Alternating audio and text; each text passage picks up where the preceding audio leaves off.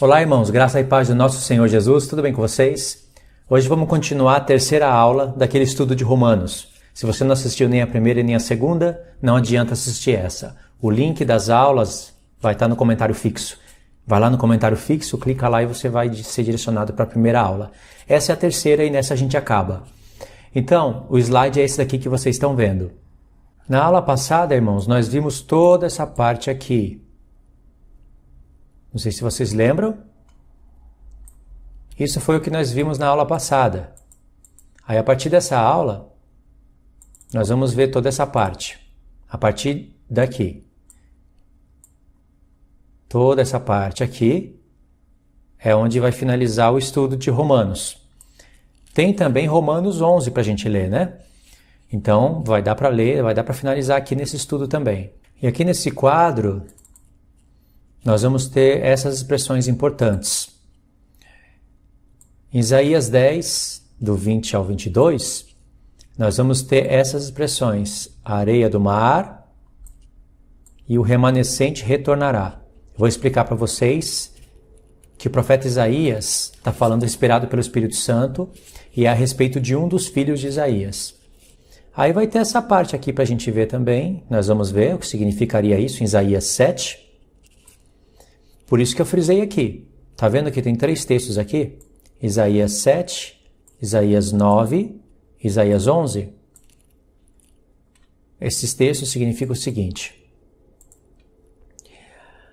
Aqui vai ter o termo Efraim e Judá, que coloquei aqui reino dividido, certo? Dentro do livro de Isaías, essa expressão Efraim e Judá vai aparecer em Isaías 7 uma vez, depois vai aparecer em Isaías 9 pela segunda vez, e pela terceira e última vez em Isaías 11.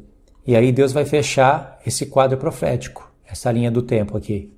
É uma linha do tempo profética, dentro de Isaías, onde aparecem as expressões Efraim e Judá. E aí nós vamos ter também esses textos para a gente estudar.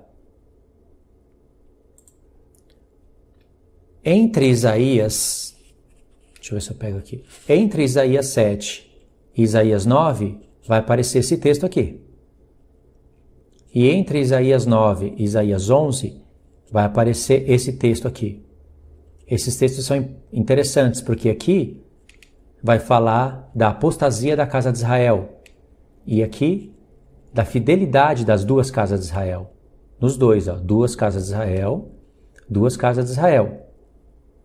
Por isso que eu fiz essa linha do tempo. Então aqui nós vamos ter a apostasia das duas casas.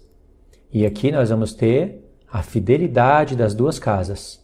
Dentro dessa linha do tempo. Dentro dessa linha do tempo. Ok?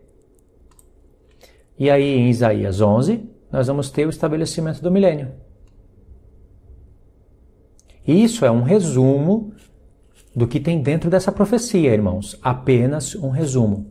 Isso que nós vamos estudar aqui. Dentro de Romanos capítulo 9, irmãos, o apóstolo Paulo ele vai pegar aqueles textos que nós lemos no vídeo passado e ele vai começar a desvendar a parte profética do texto.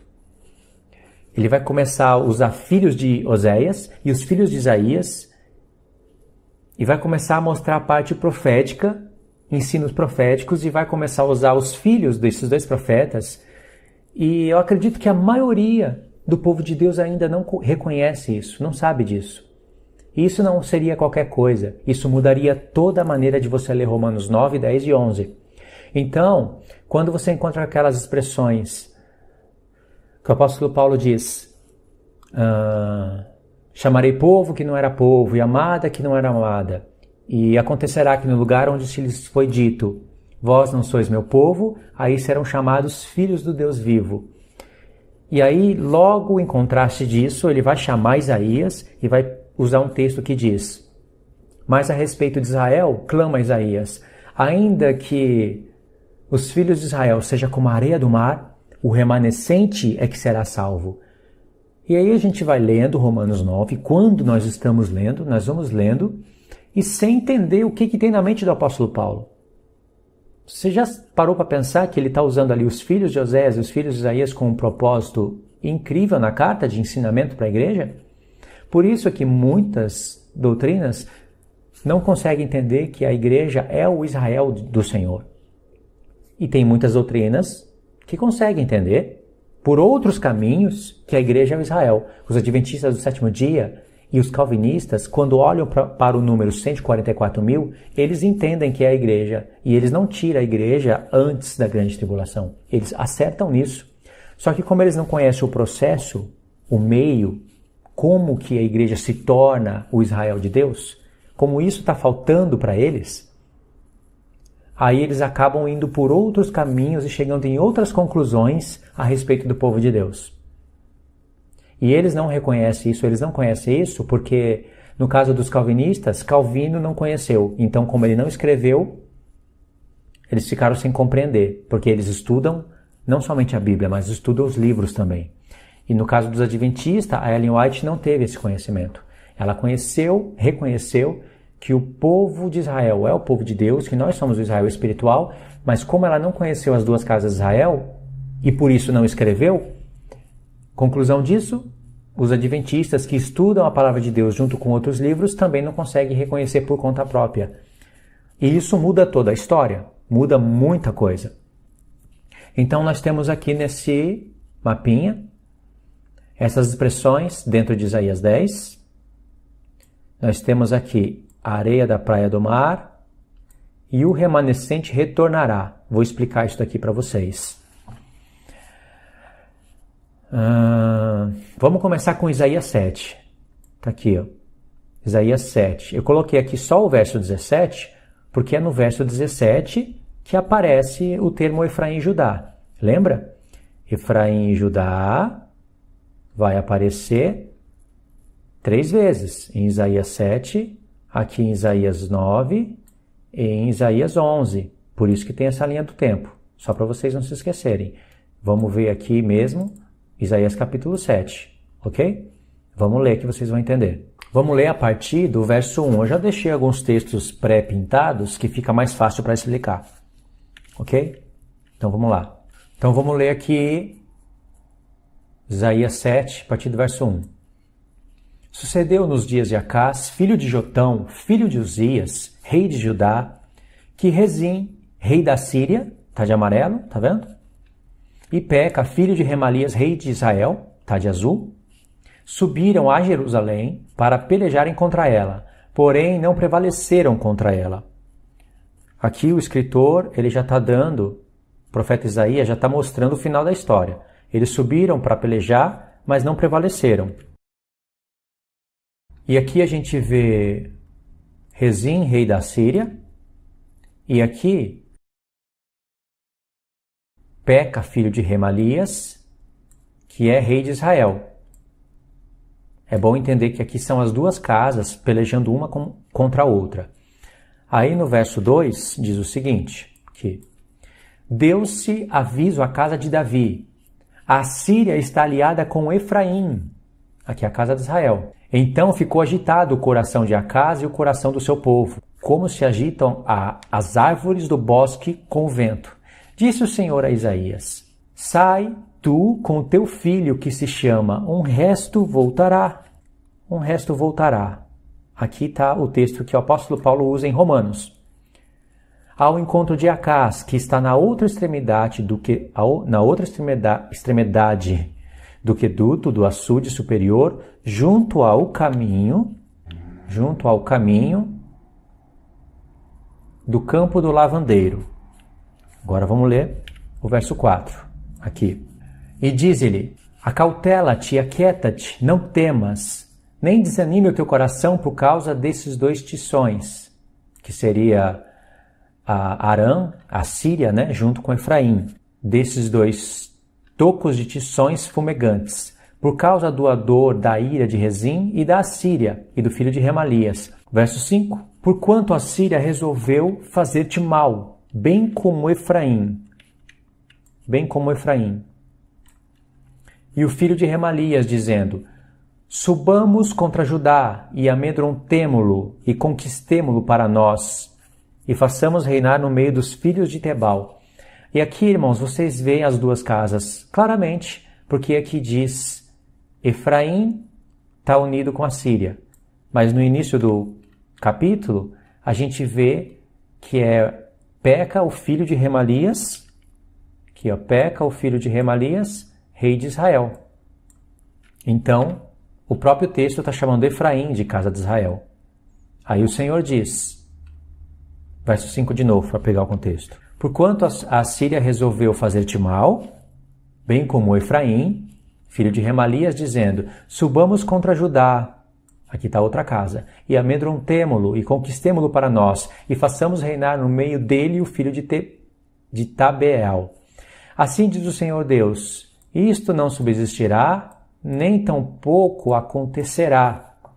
Aí tem um texto aqui que é difícil de compreender, mas eu fiz um mapinha para compreender ele. Se bem que não é tão importante compreender isso agora, né? Mas eu fiz um mapinha mesmo assim. Aí o Senhor diz, mas a capital da Síria será Damasco, e o cabeça de Damasco, Rezim. E dentro de 65 anos, o que acontece? Efraim deixará de ser povo. Efraim deixará de ser povo. Efraim será destruído e deixará de ser povo. Entretanto, a capital de Efraim será Samaria, e o cabeça de Samaria, o filho de Remalias. Se não credes, certamente não permanecereis. O que nós lemos aqui até agora, que é complicado de entender, está aqui dentro desse mapa mental. Aí o que a gente encontra aqui? A gente vê a casa de Davi, que é Acás, rei de Judá. E por outro lado, a gente vai ver a casa de Efraim, está aqui a casa de Efraim, que é Rezim, que está unido com Rezim, rei da Síria. E Peca, rei de Israel, é a casa de Efraim. Tá certo? É isso que a gente está lendo aqui. Nós estamos vendo dois reinos fazendo guerra. Nós estamos vendo a casa de Davi e a casa de Efraim em guerra. Na verdade, é a casa de Efraim que se uniu com Rezim, rei da Síria, que quer guerrear contra a casa de Judá. Ok? Isso que nós estamos vendo. Aí em Isaías 7, diz o seguinte, deixa eu apagar aqui. Em Isaías 7, Deus disse que isso não ia acontecer. Aí no verso 3, irmãos, diz assim, é difícil de entender, né? Mas o Senhor está dizendo, agora sai tu com teu filho, que se chama Um Resto Voltará. Um Resto Voltará. Ao encontro de Acás, que está na outra extremidade do aqueduto do açude superior, junto ao caminho do campo do lavandeiro. Aí Deus fala que isso não vai acontecer, essa guerra não vai acontecer. Aqui, irmãos, é difícil de entender, porque o Senhor está mandando Isaías pegar um filho dele que se chama Um Resto Voltará, um remanescente voltará, para ir lá e profetizar, dizer que isso não vai acontecer e ainda profetizar que dentro de 65 anos Efraim deixaria de ser povo, para bater com a profecia de Oséias. Oséias 1, verso 1, Isaías 1, verso 1, você pode comparar e ver que esses dois profetas profetizaram juntos, no mesmo tempo. E os dois tiveram 3 filhos cada um, e esses 3 filhos revelam o evangelho do Senhor. Agora, a pergunta que nós teríamos que nos fazer nesse texto complexo, difícil de entender, seria: por que Deus manda Isaías pegar esse filho e ir lá profetizar? Qual era a resolução desse filho? Isaías poderia ir lá e profetizar que não iria haver guerra e que Efraim, junto com a Síria, não iria prevalecer contra Judá e pronto. Mas Deus mandou Isaías pegar o seu filho. Um dos filhos vai entrar em ação aqui agora. No capítulo 8 vai ter um outro filho e no capítulo 9 um outro filho. Nós estamos focando nesse primeiro. Eu acho que o primeiro está em Isaías 7, né, se eu não me engano. Porque essa profecia mesmo de desvendar os filhos de Isaías para proclamar o futuro, para revelar o futuro, começa em Isaías 6. E aí Deus fala assim, pega o seu filho, vai e diz, e esse filho se chama Um Resto Voltará. A escritura, como é que eu vou explicar essa parte? É bem complicada. Deixa eu ir aqui nesse mapa de novo. A escritura estava prevendo que nós iríamos entender a carta do apóstolo Paulo. Então, o que estava acontecendo? Judá estava fazendo guerra com Efraim e Efraim contra Judá. E isso, irmãos, essa guerra iria prevalecer até o tempo de Cristo. Quando o Senhor Jesus viesse, ele iria dar fim nesse reino dividido, nessa briga de reinos. Além do que, a casa de Israel teria deixado de ser povo, até o tempo em que Jesus viesse. Porque quando ele viesse, o leão da tribo de Judá, ele iria chamar a casa de Israel de novo, e aí iria entrar os gentios. E aí aquele que não era povo passa a ser povo, aquela que não foi amada no passado passaria a ser amada. E para quem foi dito, vós não sois meu filho, não sois meus filhos, serão chamados filhos do Deus vivo. Porém, o Senhor Jesus deu a responsabilidade agora. A mesma coisa que eles tinham que fazer no passado e não fizeram, o Senhor Jesus abriu a oportunidade novamente, mas agora para todas as nações, com a mesma responsabilidade de guarda de mandamentos. O Senhor Jesus, no Monte das Oliveiras, diz: bem-aventurados misericordiosos, porque alcançarão misericórdia. A casa de Israel não foi misericordiosa no passado e por isso recebeu a sentença. Mas Deus pega, a oportunidade abre para as nações, mas tem que ser misericordioso. Aí alcança a misericórdia. Senão, não vai ser povo assim como o povo do passado. Aí o Senhor Jesus diz: bem-aventurados pacificadores, porque serão chamados filhos de Deus. Então você tem que promover a paz para você ser chamado filho de Deus. Entende? Essa é a profecia. E dentro aqui de Isaías, por exemplo, eu vou mostrar aqui para vocês. E dentro de Isaías, irmãos, aqui, dentro desse quadro, Deus iria profetizar o tempo do fim. Eu coloquei aqui Isaías 7, Isaías 9, Isaías 11, mas na verdade a profecia vai até o capítulo 12. Só que eu não coloquei aqui para ficar menos complexo.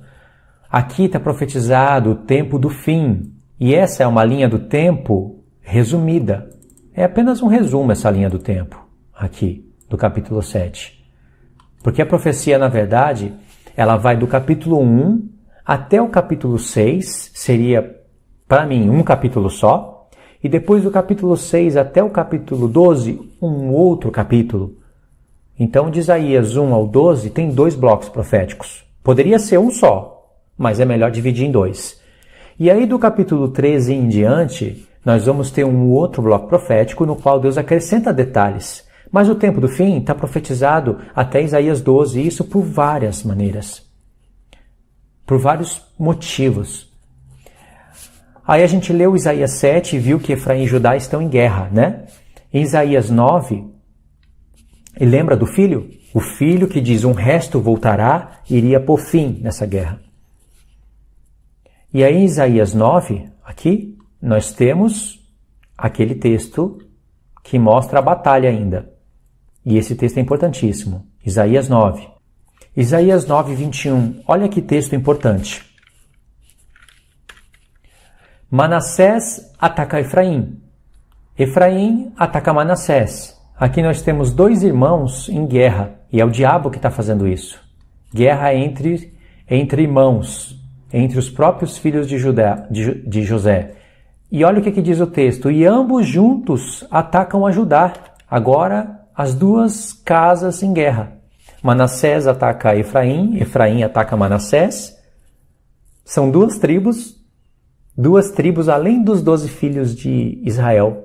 Aqui tem mais 2 tribos que entram dentro de um propósito profético. E para entender o porquê disso, por que no final das contas ficam 12 tribos, é preciso usar muito a cabeça, irmãos. Manassés é uma tribo, Efraim é uma tribo. Dariam 14 tribos, mas o plano de Deus é com 12. E no final das contas, nem Manassés e nem Efraim estão fora do jogo. E só ficam 12 no final. Tem que usar muito a cabeça para entender essa revelação. E a resposta disso, ela está praticamente esclarecida em Apocalipse 14. Os 144 mil. Mas aqui está a briga, né? E ainda que Efraim ataca Manassés, Manassés ataca Efraim, quando é para atacar Judá, os 2 se unem para atacar Judá. E aí, tem um texto aqui de azul que eu frisei, aonde diz assim: com tudo isto, não se aparta a sua ira e a mão dele continua estendida. Isso é um texto-chave. Vamos ver se aparece aqui no campo de busca. Aparece várias vezes esse texto. Olha só aonde aparece esse texto. Isaías 9, verso 12, Isaías 9, verso 17, Isaías 9, verso 21 e Isaías 10. 4 vezes aparece esse texto. Pode ver aí, de verdinho. Com tudo isso, não se aparta a sua ira e a mão dele continua estendida. De novo aqui. Com tudo isto, não se aparta a sua ira e a mão dele continua estendida. Aí em Isaías 9, 21. O texto que nós lemos. Com tudo isto, não se aparta a sua ira e a mão dele continua estendida. E em Isaías 10, verso 4. Com tudo isto, não se aparta a sua ira e a mão dele continua estendida. O que o Senhor está fazendo aqui?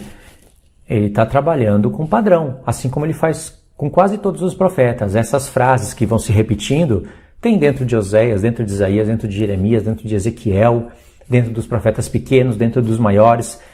E em Isaías, essa é uma das frases que se repetem.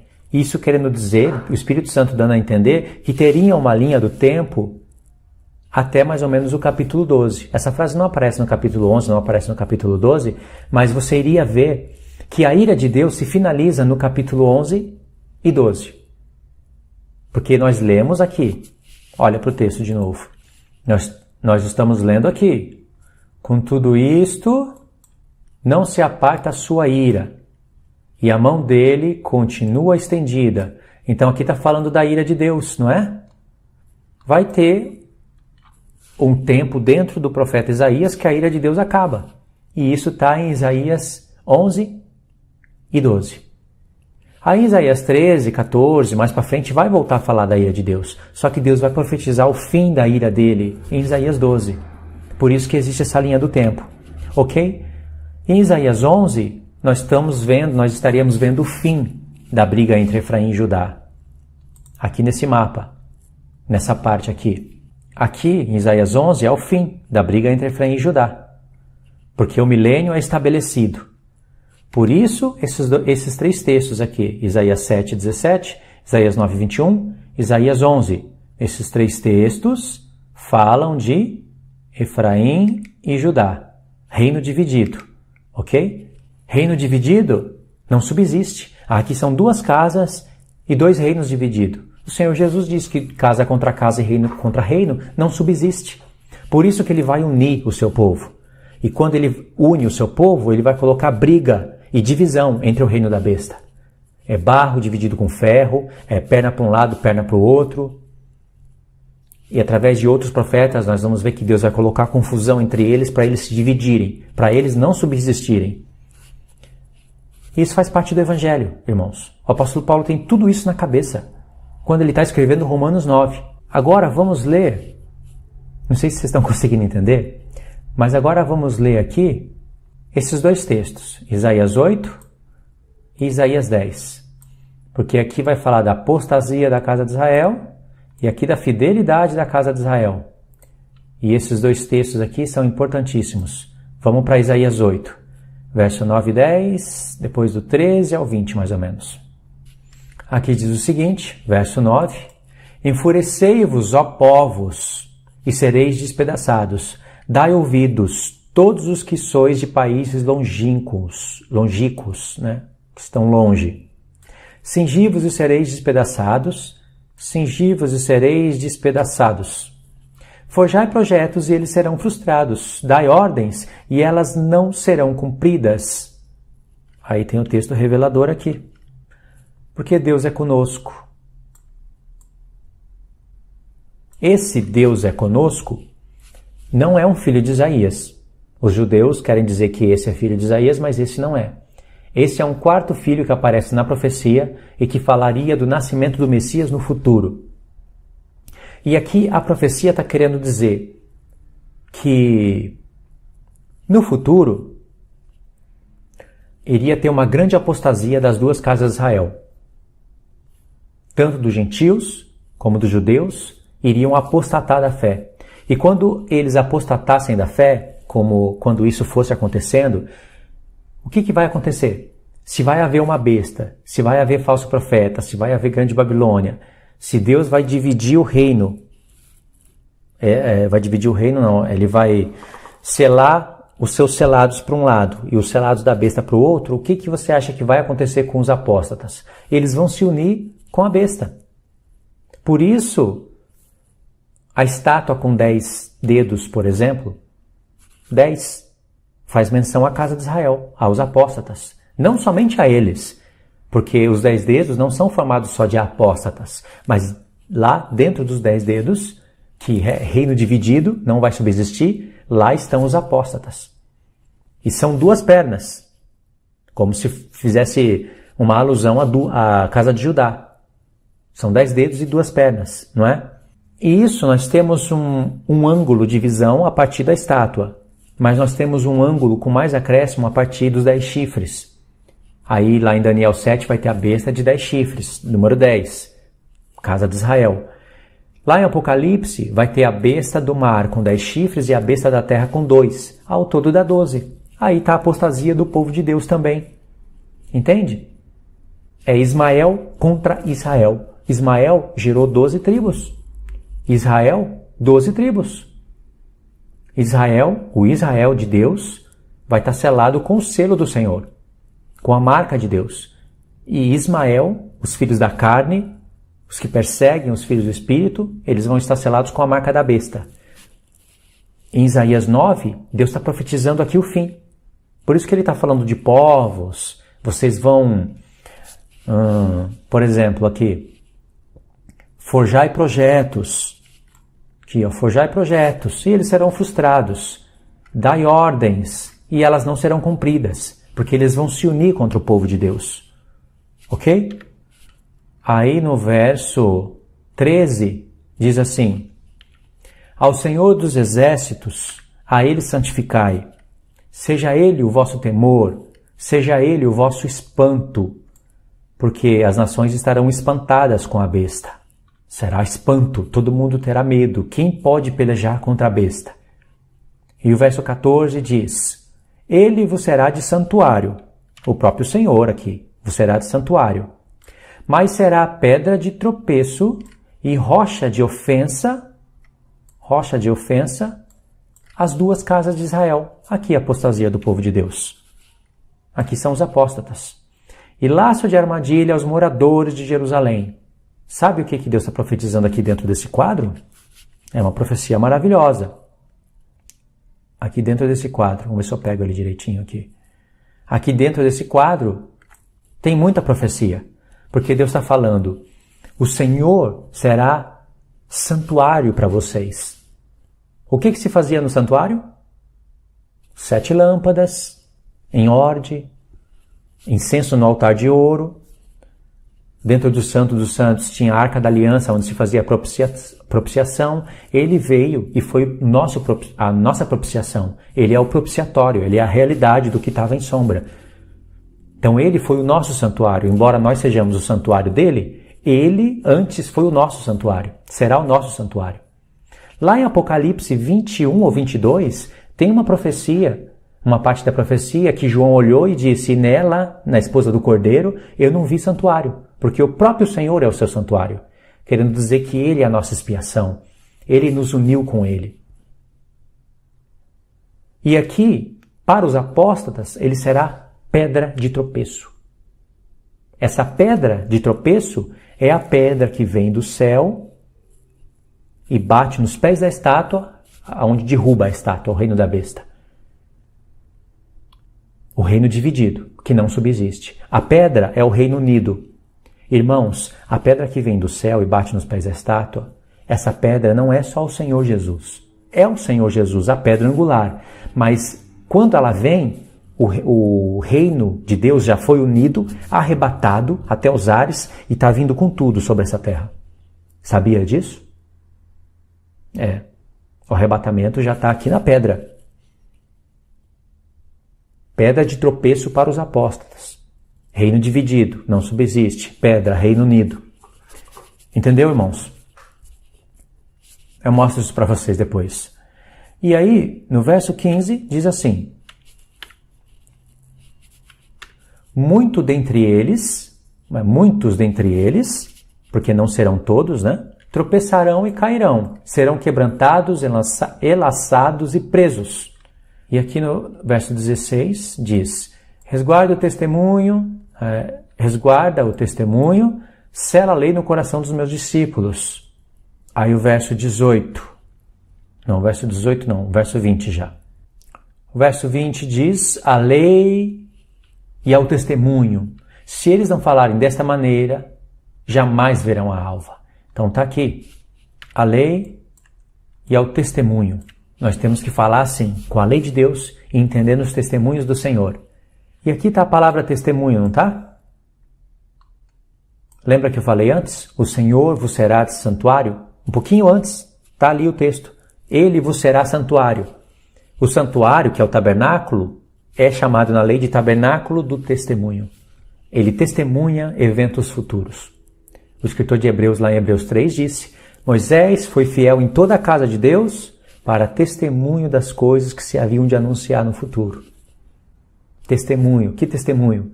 Jesus, o nosso propiciatório, a nossa expiação pelos pecados. Ele que vai remover o véu que separa o santo dos santos do santo lugar. A lei em tábuas de pedra, porque tem lei em tábuas de pedra, tem expiação com sangue de animais. Se o Senhor coloca a lei dele no nosso coração, não tem mais expiação com sangue de animais. Então a lei dele seria escrita no nosso coração por causa do verdadeiro sacrifício, que seria ele mesmo.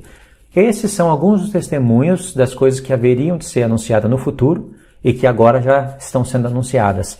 O próprio escritor de Hebreus já está anunciando todas essas coisas. Entendeu, irmãos? Então nós vimos aqui esse ponto. Agora vamos ver Isaías 10, aonde vai aparecer o texto que Paulo usa aqui, em Romanos 9, do 19 ao 28.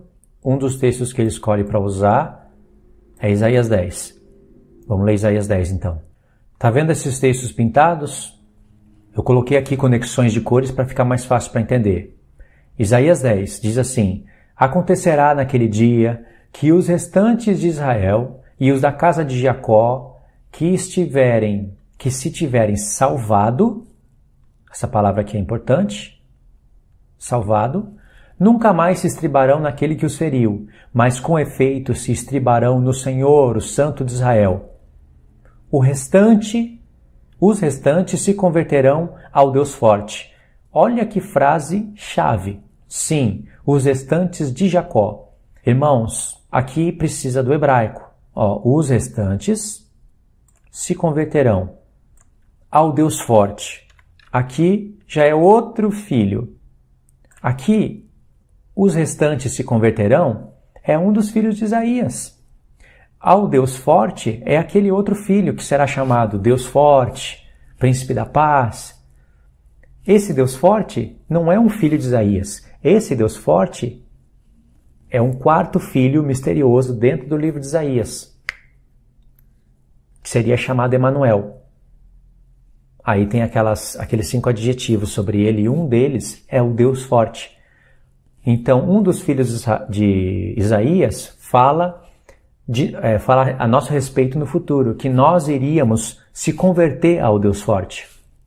O remanescente, por isso que diz aqui, o restante se converterá ao Deus forte. Sim, os restantes de Jacó. E aí vem o verso 22, porque ainda que o teu povo, ó Israel, seja como a areia do mar, que foi prometida para Abraão, não foi? Foi prometida para Abraão. O restante se converterá de novo. Aqui apareceu de novo o texto. O restante se converterá, igual aqui em cima. Tá vendo? Igualzinho. O restante se converterá. Destruição será determinada. O apóstolo Paulo entendeu isso daqui, irmãos. Olha só a palavra restante. Tá vendo aqui? Sha'ar. Agora olha a palavra se converterão. Shub. Esse é o filho de Isaías, no capítulo 7. Vamos lá. Talvez o verso 3. Aqui, um resto voltará. Olha os dois nomes que nós lemos. Igualzinho. Sha'ar. Aqui. Sha'ar e Ashub. O remanescente voltará. esse Yashub que está aqui é aquela palavra que os judeus usam, fazer teshuvá, fazer retorno, fazer arrependimento. Eles usam essa palavra sem conhecimento, sem o pleno conhecimento dela, porque ela significa fazer retorno ao Senhor. E o Senhor está falando que o remanescente retornaria para ele. E isso inclui a casa de Israel, que deixou de ser povo e retornaria no futuro. Agora vocês entendem o porquê que o Espírito Santo inspirou Isaías a colocar um nome profético num filho dele? Porque um dos filhos de Oséias diz que chamaria povo que não era povo. Ou seja, casa de Israel deixa de ser povo, mas no futuro Deus chama um povo. Esse que ele chama retorna para ele. Então está em paralelo com esse filho que diz o remanescente volta. Deus profetizou que o número dos filhos de Israel seria como a areia da praia do mar, porque seria uma multidão de povos e nações. Mas não é só porque vão se tornar muitos que todos vão ser salvos. O remanescente, os verdadeiros que voltarão para o Senhor. O resto, o que acontece? Tropeça na pedra de tropeço. O Senhor Jesus seria santuário para os fiéis, mas para os infiéis, para as duas casas de Israel, a apostasia das duas casas seria a pedra de tropeço. Por isso, esse mapa está construído aqui dessa maneira. Está vendo aqui? A apostasia das duas casas. E aqui, fidelidade das duas casas. Aqui em Isaías 8, diz isso que eu falei para vocês. Que o Senhor seria santuário para os crentes, mas pedra de tropeço para as duas casas de Israel, os apóstatas. Certo, irmãos? Entendeu o porquê um dos filhos de Isaías, naquela profecia de Isaías 7? Efraim e Judá fazendo briga, e Deus chama um filho de Isaías. Claro que ele esperava que a gente fosse entender a profecia de Oséias também, para dizer, olha, não vai acontecer isso. Eles estão fazendo guerra, mas não vai acontecer, porque o restante volta para o Senhor. E esses que voltam não vão se guerrear, eles vão se unir. Agora, deixa eu dar uma limpada aqui nessa parte e mostrar para vocês o que nós lemos. Nós lemos Isaías 7 e nós lemos Isaías 9, 21. Nós lemos essa parte e nós lemos também aqui Isaías 10. Faltou ler só essa parte aqui, não é? Isaías 11. Aqui é onde está o reino profetizado. Vamos ler. Isaías 11. Diz assim: do tronco de Jessé sairá um rebento, e das suas raízes um renovo. Repousará sobre ele o Espírito do Senhor, o Espírito de sabedoria e de entendimento, o Espírito de conselho e de fortaleza, o Espírito de conhecimento e de temor do Senhor. Deleitar-se-á no temor do Senhor, não julgará segundo a vista dos seus olhos, nem repreenderá segundo o ouvir dos seus ouvidos. Verso 4. Mas julgará com justiça os pobres e decidirá com equidade, a favor dos mansos da terra. Ferirá a terra, olha aqui essa parte que é importante, ferirá a terra com a vara da sua boca. E aí o que diz aqui? Com o sopro dos seus lábios matará o perverso. Está profetizado o tempo do fim aqui, não está? O apóstolo Paulo olhou para esse texto e aplicou ao anticristo. Porque ele leu Isaías 10, ele entendeu o filho de Isaías ali, o confronto entre Efraim e Judá. Em Isaías 10 está profetizado que o rei da Síria e a Síria seria o último reino que estariam batalhando contra Cristo. Logo, somando com outras profecias, tipo a de Daniel, o rei da Síria seria o anticristo. E aqui em Isaías 11, Deus fez uma pausa na profecia, terminou Isaías 10, ele fez uma pausa para mostrar que se levantaria do tronco de Jessé um rebento, e ali iria ter os 7 espíritos do Senhor nele, e os povos iriam esperar nele. E esse que se levantaria do tronco de Jessé iria matar o ímpio com o sopro dos seus lábios. E aí no verso 5 diz: a justiça será o cinto dos seus lombos e a fidelidade o cinto dos seus rins. Aí aqui no verso 8, no verso 6, teria o estabelecimento do reino.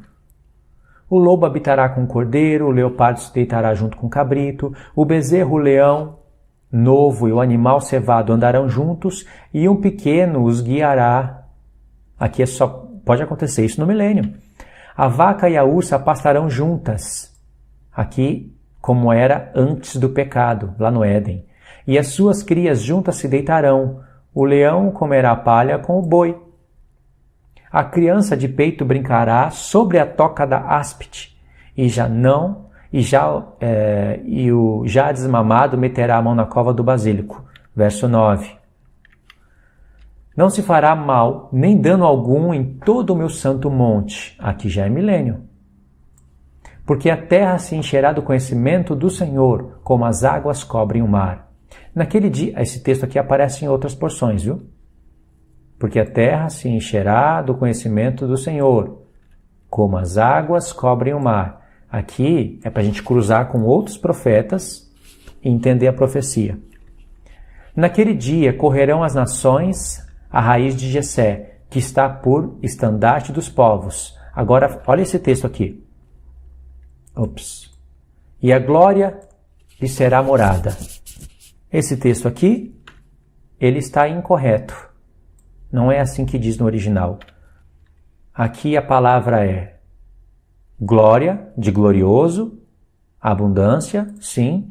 E aqui no lugar da palavra morada, olha qual é a palavra que está. Aqui é o nome de Noé. Está escrito Manushá. É de repouso, de descanso. Aqui é o nome de Noé. Ó, lugar de descanso. Noa é descanso. Aqui a profecia está dizendo, verso 10.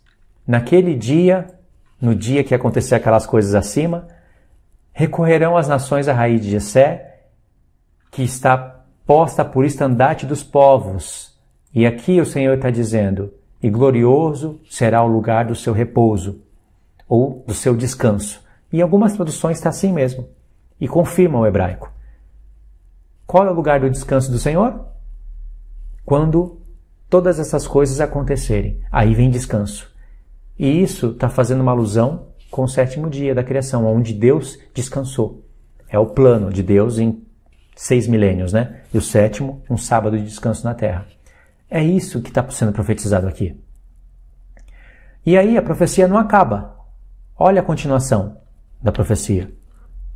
Naquele dia o Senhor tornará a estender a mão para resgatar o restante do seu povo, que for deixado da Síria, do Egito, de Patros, da Etiópia, de Elão, de Sinar, de Remate e das terras do mar. Levantará um estandarte para as nações. É aquilo que foi profetizado no começo. Ajuntará, olha aqui que interessante, ajuntará os desterrados de Israel e os dispersos de Judá.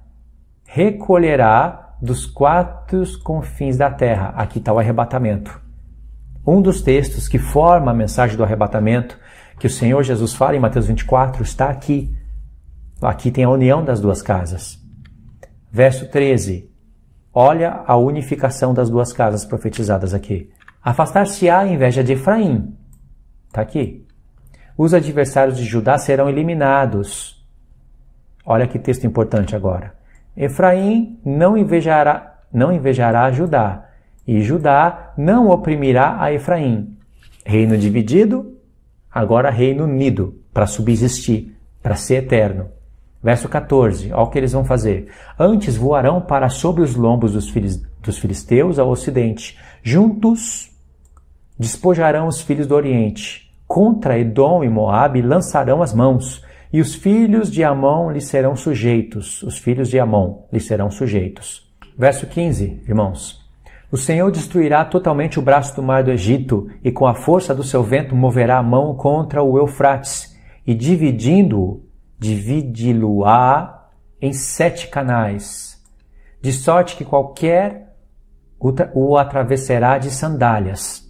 Aqui está fazendo uma alusão do passado. Verso 16. Haverá caminho plano para o restante do seu povo. É aqueles que retornam, que for deixado da Síria, como houve para Israel no dia em que subiu da terra do Egito. Está vendo aqui esse texto? 16.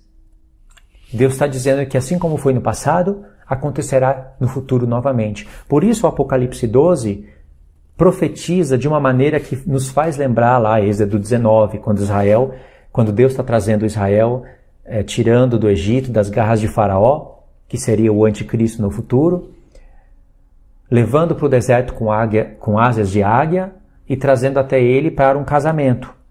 E Deus está falando que, como aconteceu no passado, acontecerá no futuro. Apocalipse 12 está mostrando que o que foi profetizado lá no livro da lei era uma figura para o futuro.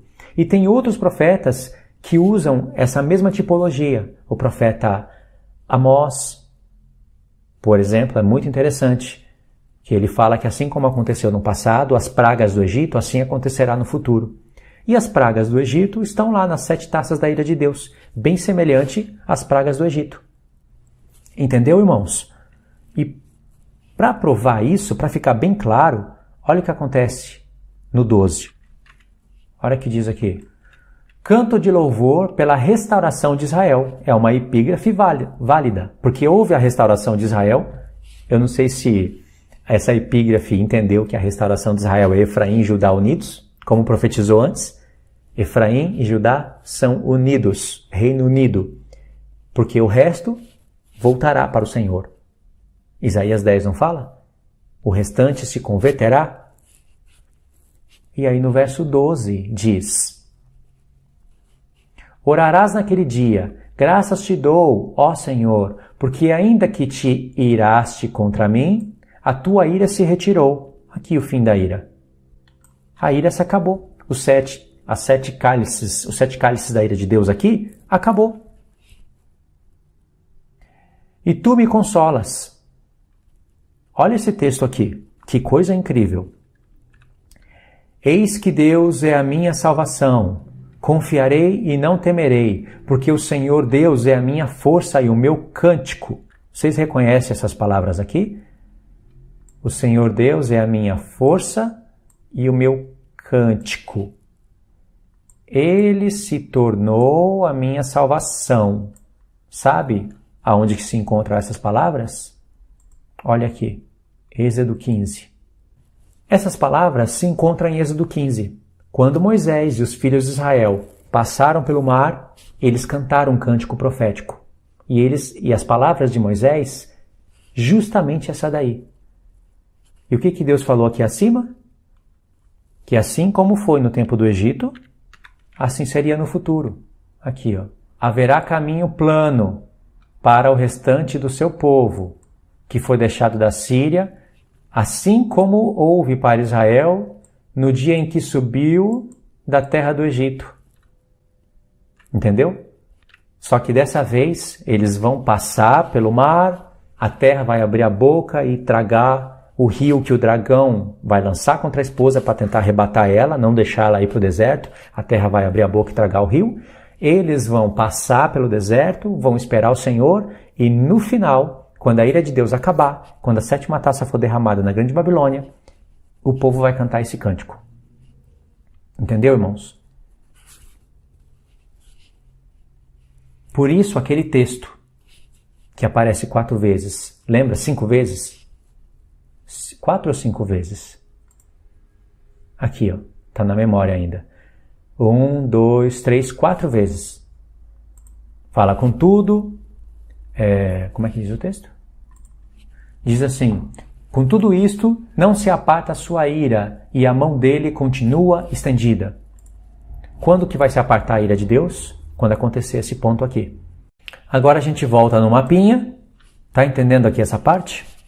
Romanos 9, do 19 ao 28, o apóstolo Paulo usa todos esses textos aqui que nós vimos, e ele usa Isaías 10, do 20 ao 22. E eu quis contextualizar tudo isso para vocês. Tudo isso que vocês estão vendo aqui, tá ruim para ver, né?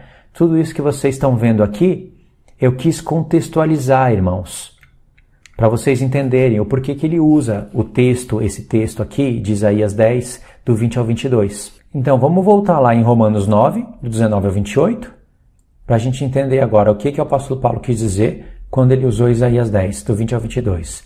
Só para recapitular, né? Porque eu acho que deu para entender quem prestou atenção. Romanos 9. Aí diz, vamos ler a partir do verso 24. Os quais somos nós, a quem também chamou não só dentre os judeus, mas também dentre os gentios. Como também diz Oséias, chamarei povo meu, o que não era meu povo, e amada, a que não era amada.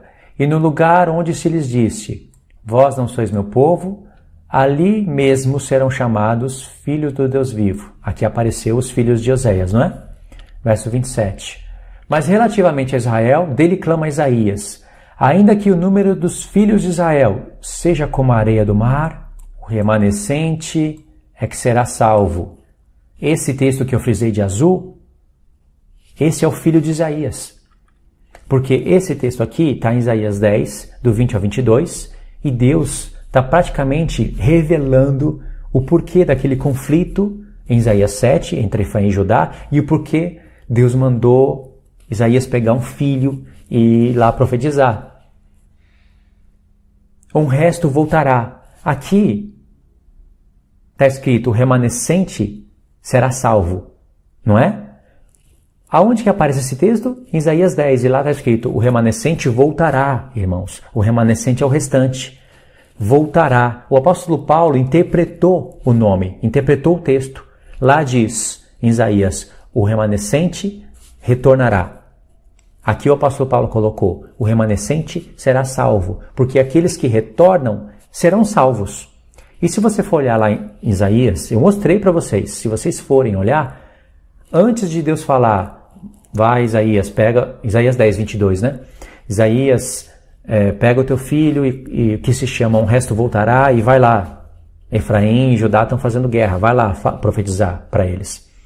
E aí lá em Isaías 10, Deus fala, e os filhos de Israel, aqueles que estiverem restado, nunca mais confiarão naqueles que batia neles, mas eles vão confiar no próprio Senhor. Os que forem salvos confiarão no Senhor. E aí logo diz, porque ainda que o número dos filhos de Israel seja como a areia do mar, o remanescente, o restante voltará. Então os que voltam, segundo o mesmo contexto, é aqueles que são salvos. O apóstolo Paulo aplicou isso aqui. Entendeu, irmãos? No verso anterior, ele usa os filhos de Oséias. Não é? Os filhos de Oséias, Deus chama, vai ter salvação, mas ele viu que nem todos estavam sendo salvos. Nem todos, porque Isaías clamava, ainda que os filhos de Israel se tornem como a areia do mar, o remanescente é que volta. E o remanescente que volta não faz guerra um contra o outro. Eles têm paz um com o outro. E naquele tempo, pode ver a guerra que havia entre judeus e gentios, se guerreando uns contra os outros, ainda no tempo dos apóstolos, pregando o evangelho. E essa guerra prevalece até hoje.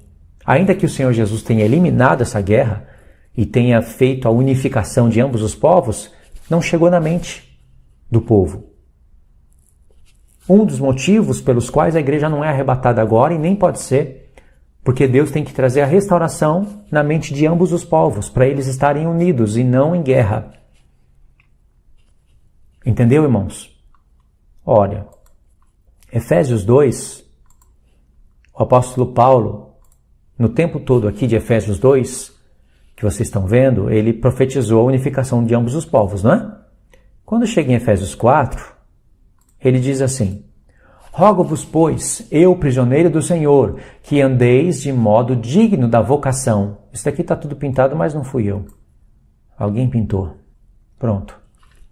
Diz assim, rogo-vos, pois, eu, prisioneiro do Senhor, que andeis de modo digno da vocação que foste chamados, com toda a humildade e mansidão. Humildade e mansidão. Muito difícil, né? Longanimidade, suportando uns aos outros em amor. Aqui são os frutos do Espírito Santo. E eu posso falar no singular porque eu entendo a profecia. Já viu aquelas mensagens que ficam falando o fruto é no singular? Eu posso falar no plural, né? O fruto é no singular, não é plural não. Aí eles ficam filosofando dentro daquilo e não entendem nem de onde está saindo essa expressão. O fruto do Espírito Santo. São os frutos, na verdade. Ainda que esteja escrito o fruto. E olha o que o apóstolo Paulo está dizendo aqui. Esforçando-vos diligentemente por preservar a unidade do Espírito no vínculo da paz. Presta atenção no verso 4. Há somente um corpo e um espírito, como também foste chamados numa só esperança da vossa vocação. Há um só Senhor, uma só fé, um só batismo, um só Deus e Pai de todos, o qual é sobre todos, age por meio de todos e está em todos. Por que o apóstolo Paulo está falando isso? Porque ele explicou que Deus uniu judeus e gentios. Efraim e Judá se unem para formarem um corpo. Só que naquele tempo, muitos judeus teriam que ainda viver no modelo da antiga aliança, para não causarem escândalo aos seus familiares. Imagine você como judeu, vivendo naquela época, reconhece que o Senhor é o Cordeiro, que Ele é a Páscoa, que Ele é as primícias, que Ele é o Pentecoste, que Ele é a expiação e que você não depende mais de expiação de sangue, de animais e de ir num templo terrestre, você não depende mais disso. Você entendeu o que é uma redenção eterna. Os seus familiares ainda não. Por isso que o apóstolo Paulo escreve, aquele que foi chamado por Senhor, estando circuncidado, permaneça. E o que foi chamado estando incircuncidado, não vai se circuncidar. Senão você anula o sacrifício do Senhor. Mas se foi chamado estando debaixo da lei, estando assim, permaneça. Por quê? Para anular o sacrifício de Cristo? Claro que não. Para ele dar testemunho para os seus familiares, para ele poder pregar. Porque quem vai te ouvir se você chutar o pau da barraca? Então, irmãos, tinha judeus rebeldes, judeus que se transfiguravam em ministro de Cristo, mas na verdade eram ministro de Satanás. O apóstolo Paulo ia na igreja, pregava a palavra, saía, os judeus iriam lá, falando, nós somos apóstolos de Cristo. E o apóstolo Paulo é um apóstata da lei. Ele está ensinando não circuncidar os filhos, ele está ensinando isso e aquilo, está tudo errado. Olha aqui no livro da lei, olha aqui nos profetas. E aí eles torciam as palavras do apóstolo Paulo. É isso que ele denuncia em Gálatas, em Romanos, em Coríntios. São apóstolos fraudulentos. Ele escreve Filipenses, irmãos, chorando, falando dos cães, da falsa circuncisão. São pessoas que torciam a palavra dele. E como não tinha Novo Testamento formado, era mais fácil de enganar o povo. Ainda hoje, com o Novo Testamento formado, tem judeus que ficam pregando abobrinha no Novo Testamento. Por que eu falei tudo isso? Porque isso era a guerra de antigamente. O diabo não conseguiu impedir a morte do Senhor Jesus. E ele sabia que não ia impedir. Não conseguiu impedir. Então o Senhor, pela sua previsão, pela sua provisão, conseguiu unir ambos os povos. Só que isso precisa chegar na mente dos irmãos, não é? Se não chegar na nossa mente, não há união. E o que o diabo faz? Começou agora a enviar os seus ministros transfigurados em ministros de Cristo para bagunçar essa união e essa unificação não chegar na mente de ambos os povos, para eles continuarem em guerra, para ficar reino dividido, porque o diabo sabe que se houver divisão, não subsiste. Mas o Senhor Jesus já uniu, só não entende quem não busca o Senhor. Então aqui ele está dizendo, em Efésios 4, eu mostrei para vocês que Deus uniu Efraim e Judá, que nós ressuscitamos ao terceiro dia, juntamente com Cristo, etc. e tal, tirou de Oséias 6, com Oséias 1, citou textos, e aqui em Efésios 4, ele está dizendo, já que o Senhor Jesus uniu, quebrou o muro de separação, que separava ambos os povos, então, vamos andar em união. Por isso que ele escreve todos esses pontos aqui. São 7 pontos que ele escreve. Há um só corpo, um só espírito, vocês foram chamados em uma só esperança da vocação, há um só Senhor, uma só fé, um só batismo, um Deus e Pai de todos. Vamos ter paz uns com os outros. Falando para Efraim e para Judá, naquele contexto daquela época. Muitas igrejas aplicam isso daqui dentro de uma igreja, dentro de uma congregação, para a gente ter paz com os nossos irmãos, para não guerrear, porque é um só Senhor, uma só fé, um só batismo, não é?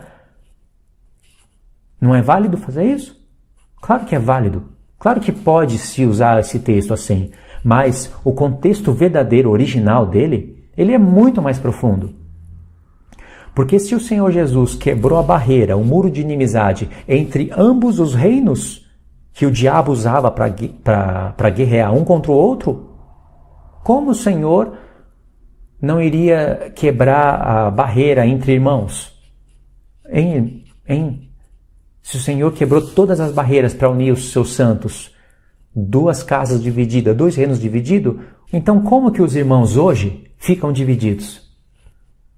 Sabe por quê? Por causa de doutrina de homens. As doutrinas de homens causam divisões.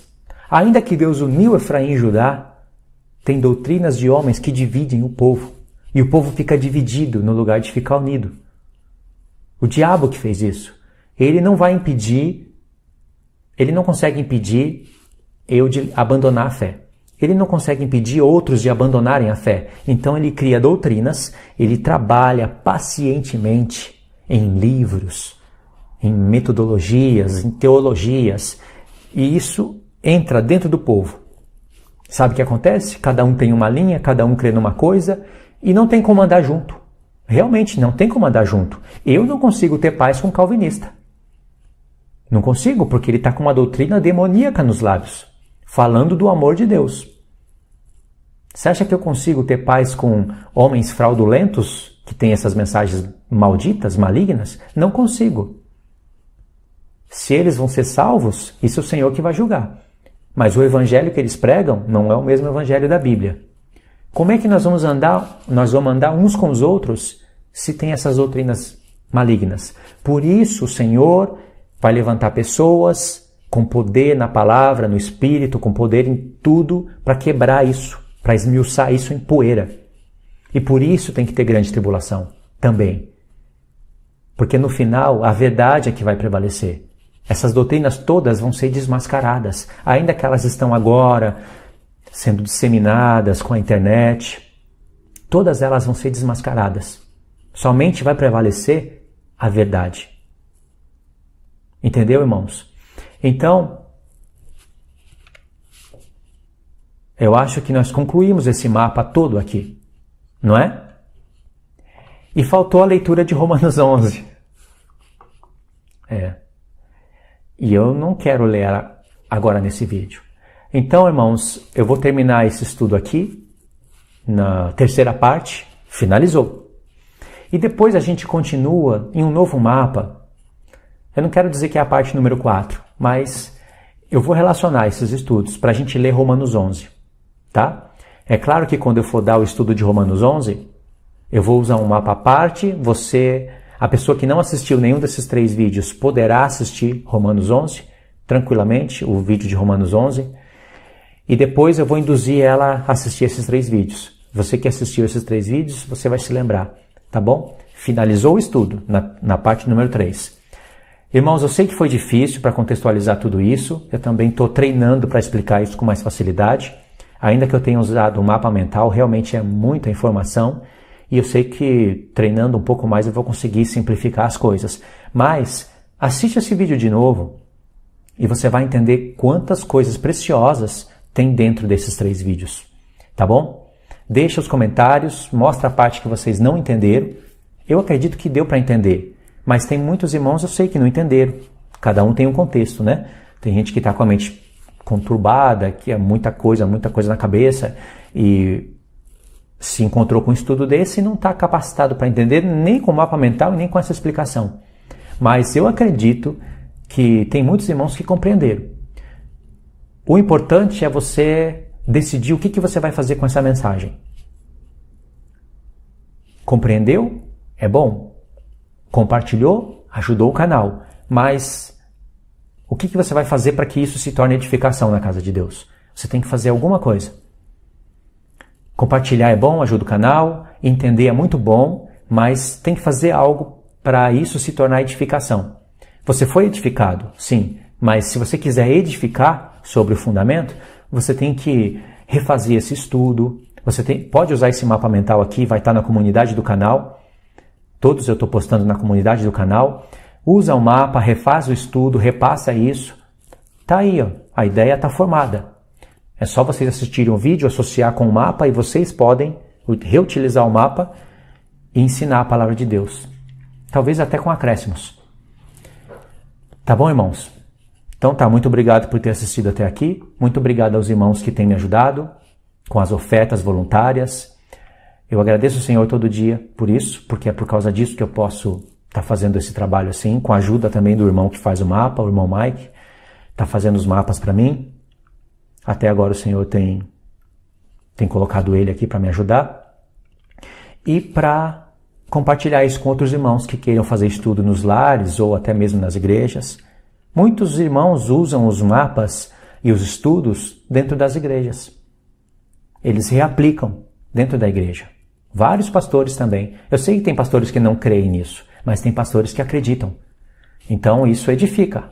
Isso está espalhando a mensagem do Senhor para que haja restauração na mente dos irmãos, para que o Senhor venha buscar uma igreja restaurada.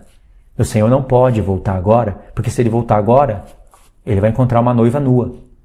A noiva tem que estar vestida com vestes puras, resplandecentes, que são as obras justas dos santos, e tem que estar restaurada na mente. Tá certo, irmãos? Então tá, fiquem todos na paz do Senhor e até os próximos estudos. Deus abençoe.